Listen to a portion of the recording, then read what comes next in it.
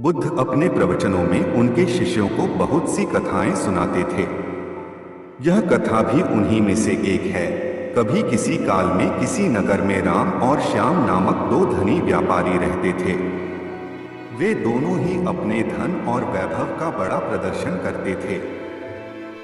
एक दिन राम अपने मित्र श्याम के घर उससे भेंट करने के लिए गया। राम ने देखा कि श्याम का घर बहुत विशाल और 3 मंजिला था। 2500 साल पहले 3 मंजिला घर होना बड़ी बात थी और उसे बनाने के लिए बहुत धन और कुशल वास्तुकार की आवश्यकता होती थी। राम ने यह भी देखा कि नगर में सभी निवासी श्याम के घर को बड़े विस्मय से देखते थे और उसकी बहुत बड़ाई करते थे। अपने घर वापसी पर राम बहुत उदास था कि श्याम के घर ने सभी का ध्यान खींच लिया था। उसने उसी वास्तुकार को बुलवाया जिसने श्याम का घर बनाया था। उसने वास्तुकार से श्याम के घर जैसा ही 3 मंजिला घर बनाने को कहा। वास्तुकार ने इस काम के लिए हामी भर दी और काम शुरू हो गया। कुछ दिनों बाद राम काम का मुआयना करने के लिए निर्माण स्थल पर गया। जब उसने नींव खोदे जाने के लिए मजदूरों को गहरा गड्ढा खोदते देखा तो वास्तुकार को बुलाया और पूछा कि इतना गहरा गड्ढा क्यों खोदा जा रहा है। मैं आपके बताए अनुसार 3 मंजिला घर बनाने के लिए काम कर रहा हूँ, वास्तुकार ने कहा।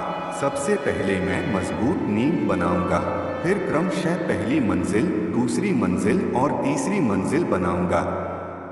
मुझे इस सब से कोई मतलब नहीं है।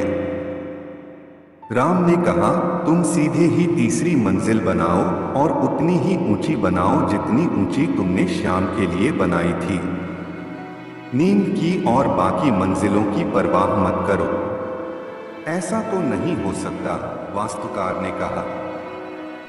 ठीक है, यदि तुम यह नहीं करोगे तो मैं किसी और से करवा लूंगा, राम ने नाराज होकर कहा। उस नगर में कोई भी वास्तुकार नींव के बिना वह घर नहीं बना सकता था, फलतः वह घर कभी न बन पाया।